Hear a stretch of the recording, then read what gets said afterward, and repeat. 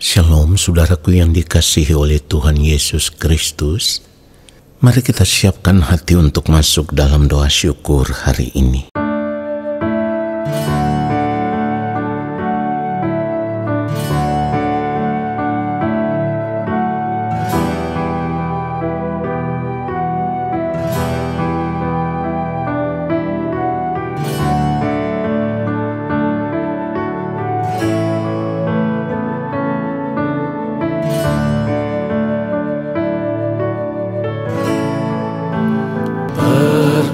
Perkenankan hamba-Mu, ya Bapa, masuk dalam hadirat-Mu yang kudus. Perkenankan hamba-Mu, ya Yesus, sujud menyembah dalam kekudusan.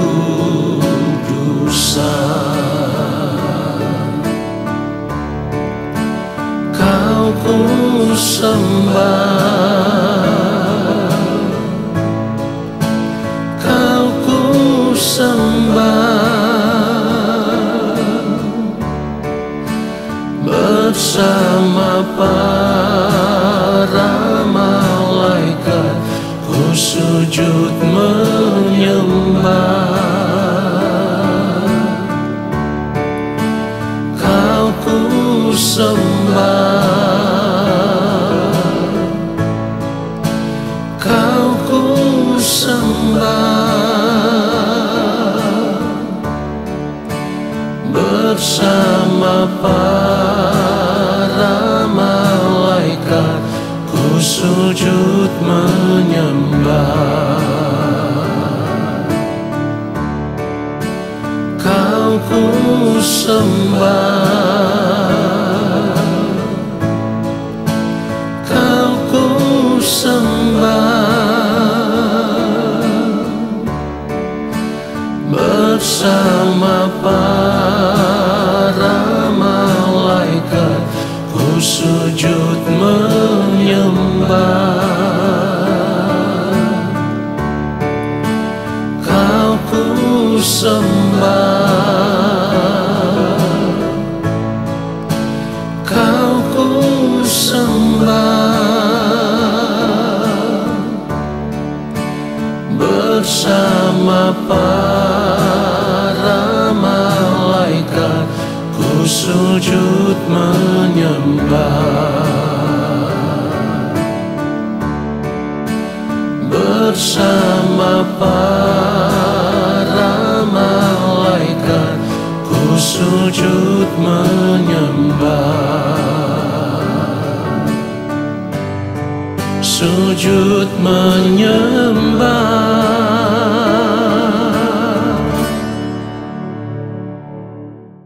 Mari kita berdoa.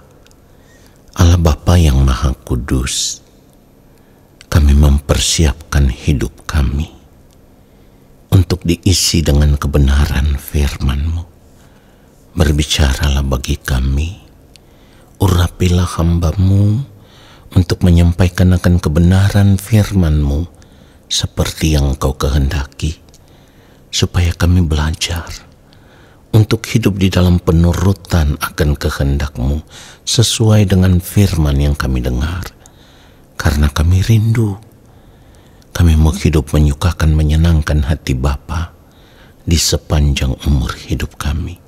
Hidup tidak berbuat salah, hidup tidak berbuat dosa lagi. Di dalam nama Tuhan Yesus Kristus kami berdoa, dan kami siapkan hati untuk menerima firman Tuhan saat ini. Amin. Saudara yang dikasihi oleh Tuhan Yesus Kristus, yang perlu kita ingat di dalam sepanjang hari-hari hidup kita, kalau kita tidak berjuang untuk hidup benar di hadapan Tuhan, Kalau kita tidak berjuang untuk tidak berbuat salah lagi, tidak berbuat dosa lagi, itu artinya kita terus membiarkan hidup kita untuk tetap hidup di dalam dosa. Saudara, sudah sering kali saya katakan ini mengerikan. Kenapa? Karena kita semua tahu upah dosa ialah maut. Ini sangat mengerikan. Jadi seharusnya kita sadar akan hal ini, lalu kita sungguh-sungguh berjuang. Berjuang untuk tidak berbuat salah, berjuang untuk tidak berbuat dosa. Sebab kalau kita masih tetap hidup berbuat dosa, hal itu pun sama dengan kita terus mempermainkan Tuhan. Ya, padahal firman Tuhan katakan dengan tegas, Allah tidak membiarkan dirinya dipermainkan. Harus kita ingat itu, ya. Saya ulang sekali lagi, Allah tidak membiarkan dirinya dipermainkan. Di dalam Galatia 6 ayat 7, firman Tuhan katakan dengan sangat tegas, jangan sesat. Perhatikan itu, jangan sesat. Allah tidak membiarkan dirinya dipermainkan, karena apa yang ditabur orang, itu juga yang akan dituainya. Saudara perhatikan itu. Apa yang ditabur orang itu juga yang akan dituainya. Artinya kalau kita tetap hidup di dalam dosa, berarti yang akan kita tuai nanti di kekekalan adalah kebinasaan. Saudaraku, apa yang firman Tuhan katakan ini seharusnya menjadi peringatan serius untuk kita. Peringatan serius yang harus kita perhatikan, lalu kita berjuang untuk berubah. Ya, kenapa saya katakan kita harus berjuang untuk berubah? Karena mungkin saja kesempatan kita untuk berubah itu sudah tidak banyak lagi. Ya saudaraku, jadi kita tidak boleh menunda untuk berubah. Jangan sampai pada akhirnya kita baru menyesali cara hidup kita yang salah, ya. Kebiasaan hidup kita yang sembarangan. Kita baru menyesali perbuatan-perbuatan dosa kita nanti ketika kita sudah berada di balik kematian. Saudaraku, pada saat itu penyesalan kita sudah tidak ada artinya. Karena kita sudah tidak punya kesempatan lagi untuk berubah. Penyesalan kita di balik kematian itu sudah tidak berdampak apa-apa untuk keselamatan kita di kekekalan. Ini yang harus kita sadar. Ini yang firman Tuhan maksudkan. Allah tidak membiarkan dirinya dipermainkan. Kalau di sepanjang hari hidup kita yang kita tabur adalah perbuatan salah dan dosa, maka di balik kematian nanti yang kita tuai adalah kebinasaan. Dan ini yang sudah saya katakan di awal tadi. Upah dosa ialah maut. Saudara perhatikan itu? Itu yang firman Tuhan tuliskan di dalam Roma pasal 6 ayat 23, sebab upah dosa ialah maut. Tetapi karunia Allah ialah hidup yang kekal dalam Kristus Yesus Tuhan kita. Jadi kalau kita sudah menerima karunia Allah di dalam Kristus Yesus Tuhan kita, ayo kita berjuang untuk berubah. Hidup benar, hidup suci, hidup kudus. Saudaraku, jangan sampai kita baru menyesal ketika kita sudah berada di kekekalan. Saat itu sudah tidak ada lagi kesempatan untuk berubah. Ya, saat itu sudah tidak ada kesempatan lagi untuk bertobat. Bahkan saat itu sudah tidak ada kesempatan lagi untuk diampuni. Sudah terlambat. Jadi kita harus memeriksa seluruh keberadaan hidup kita. Kita tidak boleh mempermainkan Tuhan dengan cara hidup kita yang tidak patut, yang tidak sesuai dengan kehendak Tuhan. Kita tidak boleh berbuat dosa lagi. Saya ulang sekali lagi, kita tidak berbuat dosa lagi. Ini seharusnya menjadi komitmen hidup kita selama kita masih hidup di dunia ini. Ya, jadi kita harus memiliki komitmen hidup sebagai orang percaya di sepanjang umur hidup kita. Kita mau berjuang, tidak berbuat salah lagi, tidak berbuat dosa lagi. Saudara perhatikan itu. Yang menjadi pertanyaannya sekarang adalah, mengapa sampai saat ini kita tidak serius mau mempersiapkan kehidupan kekal kita, saudaraku? Hal ini terjadi karena kita sudah terlanjur mencintai dunia. Saudara perhatikan itu. Hal ini terjadi karena kita sudah terlanjur mencintai dunia. Kita sudah terlanjur membiarkan kehidupan kita dikuasai, dipengaruhi oleh cara hidup dunia, sehingga kita sudah tidak lagi memikirkan bahwa masih ada yang harus kita pertanggungjawabkan di hadapan Tuhan nanti. Ingat ini, masih ada yang harus kita pertanggungjawabkan di hadapan Tuhan ketika kita menutup mata. Sebab firman Tuhan katakan, kita semua harus menghadap takhta pengadilan Kristus, supaya setiap orang memperoleh apa yang patut diterimanya sesuai dengan yang dilakukannya dalam hidupnya ini, baik ataupun jahat.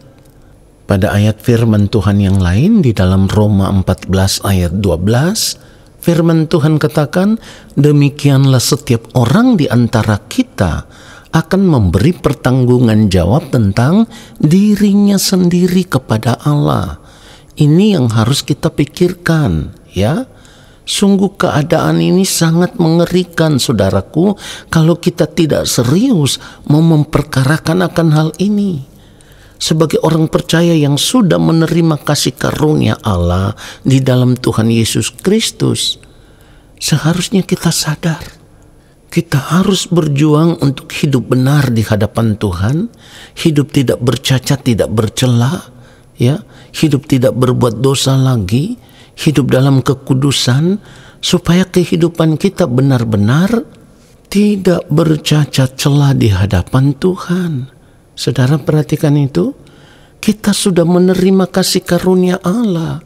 Kalau kita masih tetap hidup dalam dosa, itu artinya kita menyia-nyiakan kasih karunia Allah. Orang yang menyadari bahwa ia telah menerima kasih karunia Allah di dalam Tuhan Yesus Kristus, ia sudah tidak menaruh lagi pengharapan apapun atas dunia ini. Ya, pengharapannya itu adalah berkat rohani, berkat kekal yang disediakan oleh Allah Bapa di sorga bagi orang-orang yang hidup takut akan Dia. Karena kasih karunia itu akan membawa kita kembali kepada Allah. Tetapi kita harus kembali kepada Allah di dalam keadaan yang tidak bercacat celah.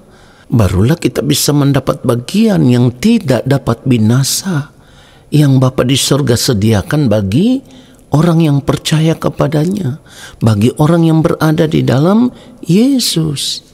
Ini pengharapan kita, saudaraku. Perhatikan apa yang dikatakan firman Tuhan di dalam 1 Petrus 1 ayat 3. Terpujilah Allah dan Bapa Tuhan kita Yesus Kristus, yang karena rahmat-Nya yang besar telah melahirkan kita kembali oleh kebangkitan Yesus Kristus dari antara orang mati, kepada suatu hidup yang penuh pengharapan. Perhatikan itu, kepada suatu hidup yang penuh pengharapan. Lalu di dalam ayat yang keempat dikatakan, untuk menerima suatu bagian yang tidak dapat binasa, yang tidak dapat cemar, dan yang tidak dapat layu, yang tersimpan di sorga bagi kamu. Jadi Allah Bapa di sorga telah menyediakan yang terbaik bagi kehidupan kita di kekekalan nanti, ya, yaitu bagian yang tidak dapat binasa, bagian yang tidak dapat cemar, bagian yang tidak dapat layu, yang tersimpan di sorga bagi kita semua. Jadi mari sadar akan hal ini, jangan sampai kasih karunia yang kita terima di dalam Tuhan Yesus Kristus akan menjadi sia-sia. Kenapa akan menjadi sia-sia? Karena perbuatan dosa akan melahirkan maut. Maut yang saya maksudkan di sini adalah kematian yang kedua, terpisah dari Allah, terbuang ke dalam api neraka. Mari sadar sebelum terlambat, sebelum kita menyesal. Sekali lagi, sadar sebelum terlambat, sebelum kita menyesal. Biarlah kebenaran firman Tuhan ini memberkati kita semua. Amin. Mari kita berdoa. Bapa yang Maha Kudus, kami bersyukur untuk kebenaran firman-Mu yang menyadarkan kami. Ya Bapa, kami mau berjuang untuk hidup tidak berbuat salah lagi, tidak berbuat dosa lagi. Kami menyerahkan segenap hidup kami untuk dipimpin oleh kuasa Roh Kudus, supaya Roh Kudus memimpin kami ke dalam seluruh kebenaran, dan hidup kami boleh ditemukan berkenan di hadapan Bapa. Terima kasih Bapa untuk firman-Mu. Saat ini kami mengangkat tangan di hadapan Bapa, kami percaya Engkau akan memberkati hidup kami. Turunlah atas kehidupan kami segala berkat kasih karunia daripada Allah Bapa di sorga, rahmat cinta kasih dari Tuhan Yesus Kristus, di dalam persekutuan yang manis dengan Roh Allah yang kudus, menyertai langkah hidup kami dan memberkati kami sekarang dan sampai selama-lamanya. Amin. Saudara, terima kasih sudah mengikuti doa syukur hari ini. Sampai jumpa dalam doa syukur besok hari. Tuhan Yesus memberkati kita semua. Shalom.